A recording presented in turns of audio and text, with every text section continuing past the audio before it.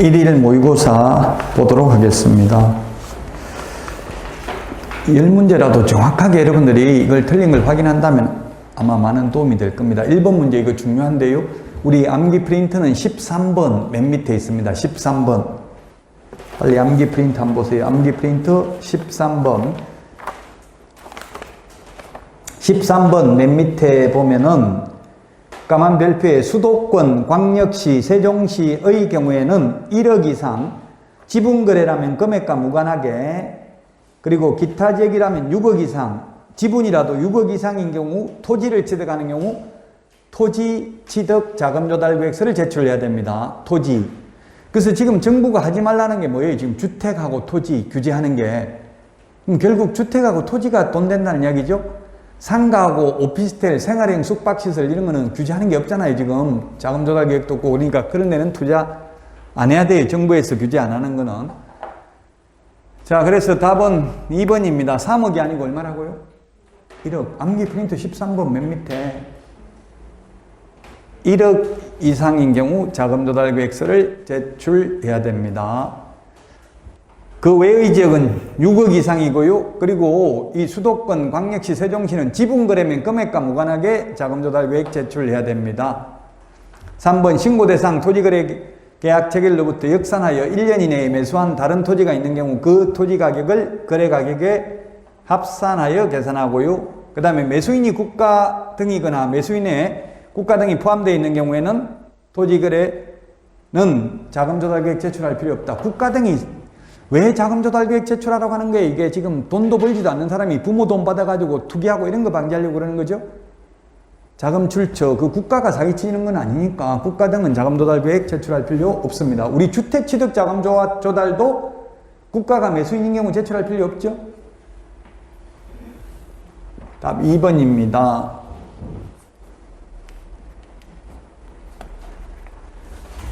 자, 그 다음에 2번 문제입니다. 옳은 것은 몇 개인가 했는데 옳은 것. 예, 이제 농업진흥지역 내에서는 주말체험 영농을 위한 토지 취득 불가능입니다. 농업진흥지역 안에서는 바뀐 내용입니다. 니은 농지 불법 매매, 불법 임대차 중개하면 그 행위를 금지하고요. 위반하면 3년 이하의 징역이나 3천만 원 이하의 벌금이고요. 거짓 부정한 망보로 농지 취득 자격증명 받은 경우에는 처분 의무기간 줄 필요 없고요. 1년. 곧바로 6개월 이내에 처분을 명할 수 있죠. 그 다음에 처분 명령 받고 6개월 이내에 처분 안 하면 농지 취득 가격이 아니라 옛날에는 이게 토지 가액이라고 했는데 토지 가액이라고 하면 좀 애매했어요. 근데 지금은 토지 가액을 정확하게 구분하고 있습니다. 감정가격, 공시지가 또는 개별 공시지가 중에서 가장 큰 금액의 100분의 20이 아니라 25. 중요하죠. 이거 100분의 25 틀렸습니다. 리얼 하나 틀렸습니다. 답 4번입니다. 리얼 하나만 틀렸습니다. 자, 그 다음에 3번입니다. 옳은 것은 했는데 1번. 이게 판례가 95년도에 설치됐습니다. 2001년 1월 13일 현재는 20년 안 지났지만 지금 현재 20년 지났으면 시효 취득을 한다. 비록 장사 등에 관한 법률을 시행할 당시에는 20년 안 지났지만 그 다음에 시효 취득하는 경우는 점유하는 기간 동안이 아니라 청구한 때부터 지급하면 됩니다. 청구한 때부터 시효 취득은 청구한 때부터고요. 근데 자기 땅에다 묘를 설치해놨다가 그 땅을 팔면서 묘 이장한다 안 한다 아무 말 안 해가지고 분묘기지권이 생긴 경우에는 분묘기지권이 성립한 때부터 지료 지급해야 돼요. 시효취득은 청구한 때부터 지급합니다. 시효취득은 청구한 때부터. 지금 시효취득은 200년 됐어. 그럼 시효취득하고 200년간 지료 다 지급할 수는 없잖아요. 시효취득. 옛날 오래된 묘 몇백 년 된 것도 있을 거 아니에요. 자, 그 다음에 새로운 분묘를 신설할 권능은 분묘기지권에 포함되지 않습니다. 쌍분, 몽분이 2개든 또는 단분이든 합장을 하는 거 허용되지 않습니다. 분묘기지권에 기해서 자기 땅에다가 합장하는 것은 상관없죠. 남의 땅에다 합장하는 건 안 됩니다. 저도 부모님들 지금 합장해놨어요. 살았을 때는 별로 사이 안 좋았는데 하여튼 뭐 돌아가시고 나니까 뭐 자식들 마음이니까 어머님은 화장해달라 했거든요. 그래서 제가 모시고 있었고 형님한테 유언을 전달해드렸는데 형님이 들은 척도 안 하더라고. 그래서 그냥 왜냐면 시골에 있는데 욕해. 시골에는 남 욕하거든요. 자기 산 많으면서 화장해버렸다 이렇게 욕할까봐 그냥 매장을 하셨어요. 자, 새로운 분묘를 신설할 권능은 인정되지 않습니다. 4번 사성, 무덤 뒤에 반달형으로 둘러싸은 둔덕이 조성되어 있다 하여 반드시 그 사성 부분까지 미치는 것은 아니다. 이 말은 미칠 수도 있고 안 미칠 수도 있다 이 뜻이에요. 사회 통념상 판단합니다. 분묘기지권은 사회 통념상 판단하고 장사 등에 관한 분들은 면적 제한이 있죠. 개인 묘지는 30제곱미터, 가족 묘지는 100제곱미터 이하, 종중 묘지는 1000제곱미터 이하, 법인 묘지는 10만 제곱미터 이상, 가족 종중 문중 묘지 안에 들어가는 분묘 1개의 점유 면적은 10제곱미터, 합장은 15제곱미터를 초과할 수 없다. 그런데 분묘기지권은 그러한 면적 제한이 없다. 사회 통념상 판단한다. 지상권 최단기 존속기간 공약물이니까 5년이잖아요. 경고한 건물 30년, 목조 건물 15년이죠. 근데 이거는 특수공작물인데도 불구하고 영구무한히 존속된다. 봉제사하고 관리하는 한 민법에 지상권의 최단기 존속기간의 법리가 적용되는 것은 아니다. 포상금 지급 대상이면서 1년 이하의 징역이나 1000만 원 이하의 벌금. 공인중개사법상 포상금 지급 대상이 뭡니까? 무부양, 광시, 공시, 암기 프린트 28번 7개, 그리고 1년에 1000만 원, 유사, 이중, 양도, 유사, 이중, 양도, 임정, 비광, 매무수거.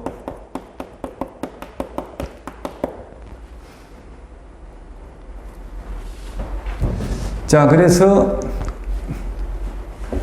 유사명칭 사용하면 1년에 1000만 원, 임시중개시설물 1년에 1000만 원, 양도대여 1년에 1000만 원.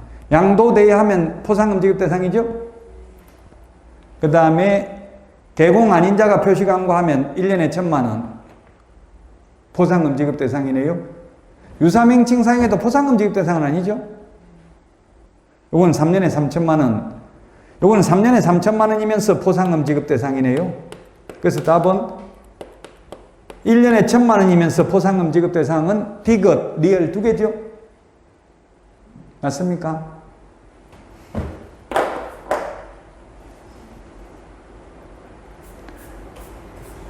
무부양, 무등록, 부정한 방법으로 등록, 양도대역, 개공 아닌 자가 강구한 경우 시공시, 개공 등이 시세에 부당한 영향을 미치는 행위를 한 경우 공동중개 제한, 누구든지 시세에 부당한 영향을 미치는 행위를 한 경우. 그래서 1년에 1000만 원이면서 포상금 지급 대상 디귿, 리얼 두 개. 해설 없어요, 여러분들. 해설에 맞아요, 디귿, 리얼 두 개.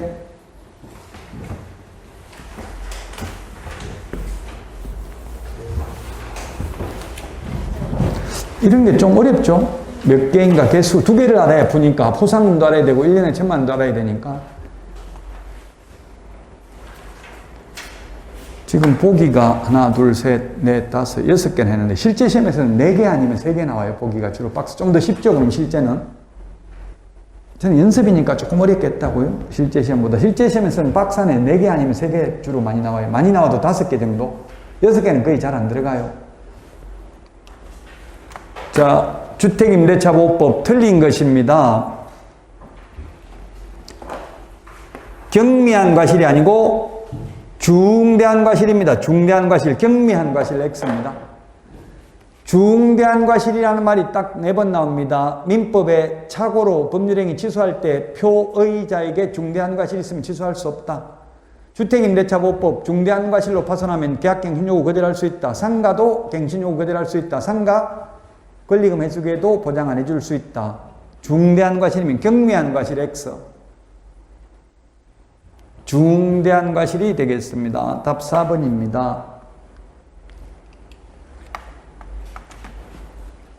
자, 주택 임대차 신고 사항은 몇 개인가 했는데 계약 당사자 성명, 주소, 주민등록번호, 연락처, 임대차 목적물의 소재지, 종류, 임대 면적, 임대차 목적물 현황, 보증금 또는 월차임, 그 다음에 계약 체결, 계약 기간, 주택임대차보호법에 따른 계약갱신 요건 여부, 요거는 해당되는 경우만 적으면 되고요. 답, 비업은 아닙니다.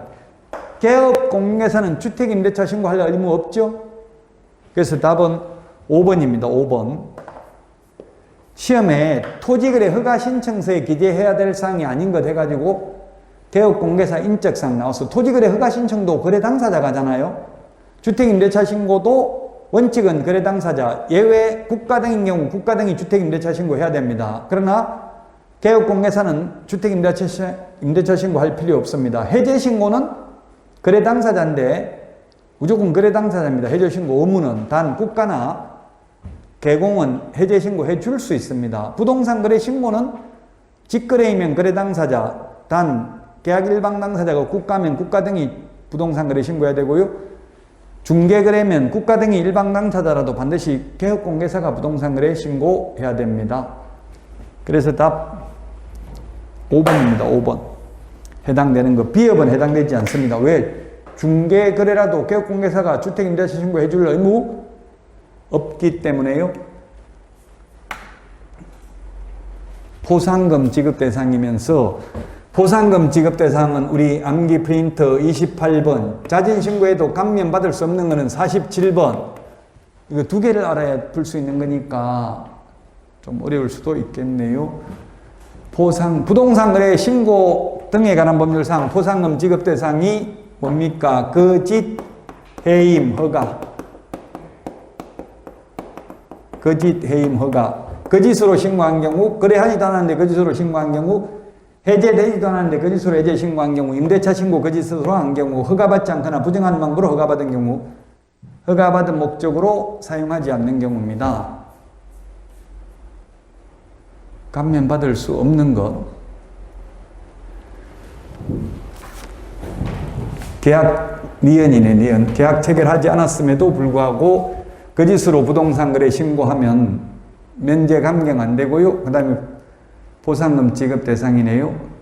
그리고 해제되지도 않았음에도 불구하고 거짓으로 해제 신고한 경우도 역시 자진 신고에도 면제 감경 아니고 보상금 지급 대상이네요.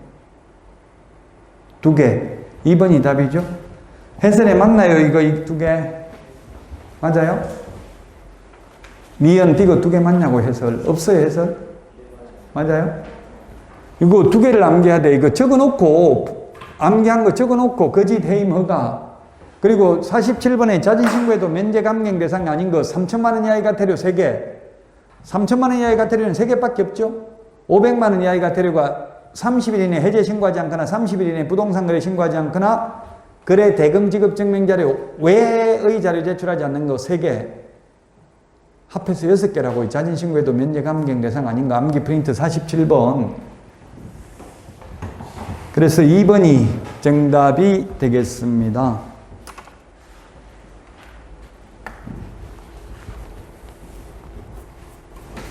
요거는 암기 프린터 32번. 요것도 2022년 2월 28일 날 개정됐기 때문에 나올 가능성이 많죠. 32번에 보면 주거지역은 60제곱미터, 상업공업은 150, 녹지 200, 미지정 60제곱미터 초과하면 허가 받죠? 이하면 허가 안 받습니다. 따라서 답 5번입니다. 5번. 미지정 60제곱미터 이하면 허가 안 받습니다. 주거지역 60, 상업공업 150, 녹지 200. 답 5번입니다. 5번.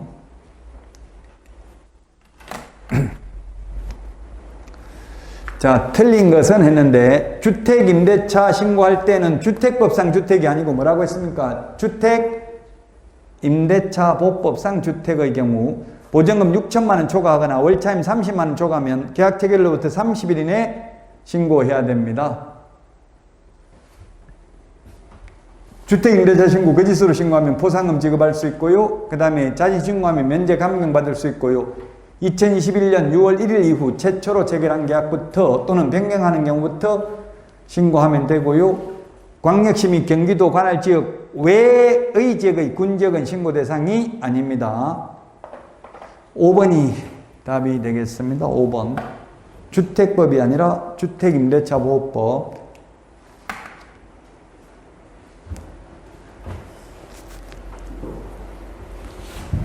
자, 이것도 기출문제입니다. 기출문제. 기출문제가 만만치 않아요, 다.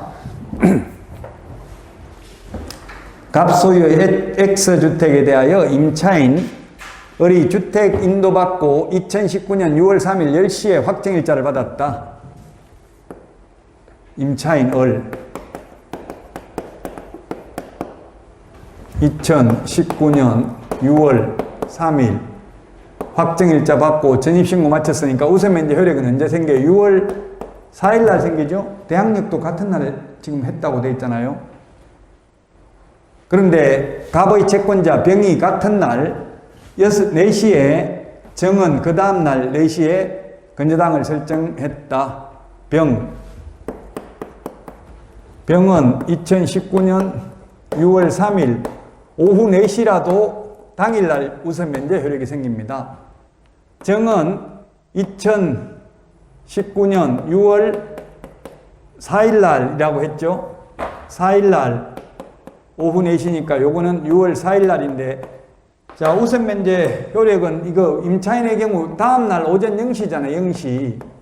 요거는 0시가 아니라 주간이니까 정보다는 임차인이 선순위죠. 근데 건저당권자는 같은 날이지만 건저당은 오후 4시든 오전 9시든 그거 필요 없어요. 시각은 안 나타나요. 등기한 시각, 확정일자 받은 시각은 안 나타난다고요. 그래서 순위가 이렇게 돼요. 이렇게 지금. 자, 그러면 틀린 겁니까? 맞은 겁니까? 옳은 것은 정의 건저당권을 실행하여 X주택이 경매로 매각된 경우 임차인은 매수인에 대해서 대항할 수 있다. 경매에서는 선순위 담보물권자에게는 대항할 수 없습니다. 방 빼줘야 됩니다. X. 2번 병이나 정 누구든 저당권 실행해서 X주택이 경매로 매각된 경우 임차권은 소멸한다. 그렇습니다. 말소 기준 권리가 병인데 병보다 뒤에 있는 임차권은 순서에 따른 배당은 받고 방 빼줘야 됩니다. 소멸됩니다.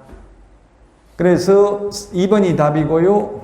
기출문제입니다. 임차인은 배당 요구하면 병과 정보다 우선하여 배당받을 수 있다. 병보다는 우선 못하죠? 병은 당일날이잖아요. 그 저당권 설정한 당일날. 그래서 정보다는 우선 배당받습니다. 4번 X주택이 경매로 매각된 후 을이 우선 면제권 행사로 보증을 반환받기 위해서는 먼저 법원에 인도하는 게 아니라 매수인에게 경락인 낙찰자에게 인도해야 됩니다. 이론적으로는 동시행인데 현실적으로는 명도 확인서를 법원에 제출해야 배당을 받을 수 있어요. 그래서 사실은 먼저 매수인에게 인도해야 됩니다. 매수인, 낙찰자 또는 경락인. 5번 X주택이 을이 집행법 권한을 얻어서 강제경매를 신청하였더라도 우선면제권을 인정받기 위해서는 배당 요구까지 종기까지 별도로 배당 요구해야 된다 했는데, 경매 신청한 압류채권자는 배당 요구 안 해도 당연 배당 채권자입니다. 임차권은 확정일자 우선면제, 최우선면제 받으려면 배당 요구해야 되죠. 그러나 임차권 등기명령에 의해서 등기 신청을 한 임차권은 배당 요구 안 해도 됩니다. 저당권, 건저당권, 등기된 임차권 이런 거는 배당 안 해도 되고요. 최우선면제, 우선면제 판결문 가지고 있는 분은 배당 요구해야 배당받을 수 있습니다. 2번이 정답이 되겠습니다.